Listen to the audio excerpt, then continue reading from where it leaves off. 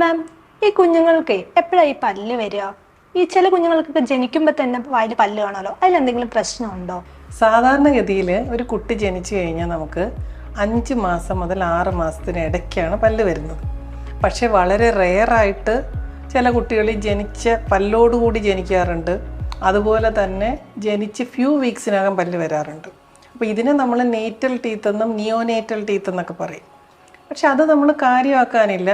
പക്ഷേ അത് ഫീഡിങ്ങിനെ ഇൻ്റർഫിയർ ചെയ്യുവാണെങ്കിൽ ഒരു ഡെൻറ്റിസ്റ്റിനെ കാണിച്ച് അതിനെ റിമൂവ് ചെയ്യുന്നതിൽ യാതൊരു തെറ്റുമില്ല.